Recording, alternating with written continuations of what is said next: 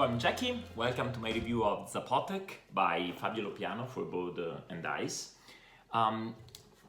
As you know from the title, I didn't really like this, but I thought I would still go through it, going a quick overview of the rules and then a little bit of comments to see whether you could like it and why I didn't like it and things like that. I normally really like Euros put out by Board and Dice. They hit the right place for me between complexity and structure and delivery and fun and excitement. This is Zapotec. So during the game, you're gonna be building buildings on this board. It has 3 areas, each divided in 3 terrains. You can see here it has a blue area, a yellow area, a green area with forest, mountain and fields all over the place, and each with 3 different kind of buildings, the villages, the temples and the farms. And that's basically it. What you're doing in the game, you are collecting resources via a not particularly innovative grid. You play a card that determines which column or row of your tableau you are activating, and the column and the rows will have buildings that you have built already. So when you build something on the board, you place a little house and you place a corresponding building on your tableau here. So that will give you more and more resources. And the card that you use to do so also determines what you can build on the board that round. This, for example, it's a card that tells you to activate the brick column or row, and you can build villages.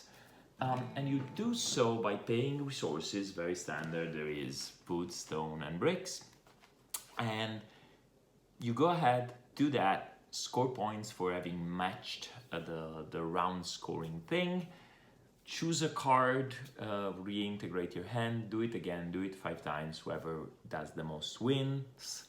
There are obviously some kind of added options for you, like there is a track that you can pay to move up, you can pay resources to move up this track, and there are pyramids that you can build that come with very chunky, nice pieces, and you can actually assemble them with one piece going over the other piece until you complete the pyramid, and those connect to endgame scorings and things like that.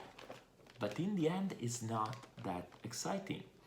Anna and I played it together, and I was expecting not to do great because it seemed a little more tactical than strategic, and I like building engines, and this doesn't have much because beside that very simple tableau where you build accumulation of resources on your row or column, there wasn't anything exciting. Even the track has nothing of the complexity of the tracks in other games. Is while you grow up, you get some points, you get some resources, and it's always a choose your own resource, so not even timing is important, and you get discounts on tactiles, which is the last thing I forgot to mention, and they were yet another disappointment because they were like, oh, you can convert one of these into of those once per round, or just get 2 resources once. And because the resources are so basic and there is no particular interest in getting one or the other,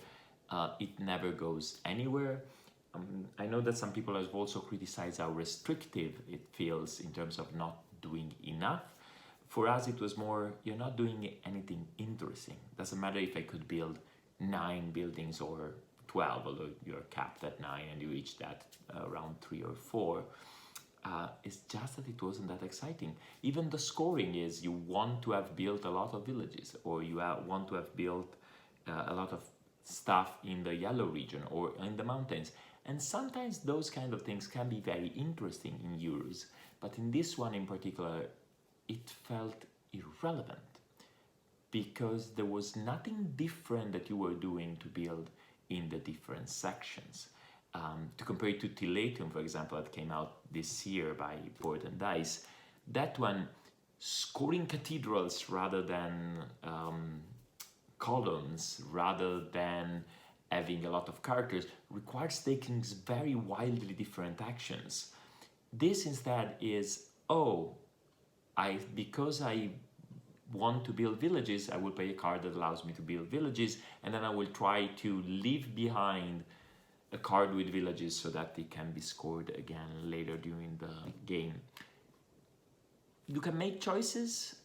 It's very hard to make a poor choice, and vice versa. I don't see the way of doing anything particularly great. It seems like an undeveloped game. That there was this idea of you build something on the board and that makes your resource production better, and the card that you are using for resource production also determines what you can build. That was clever. They needed to build a euro on it, and I don't know where things went poorly. I don't know if it was Lopiano that had an unbaked design or the development that got wrong somewhere. It could be maybe good as an introduction to Euro games. It plays very fast, very, very fast. Once you know the rules, you can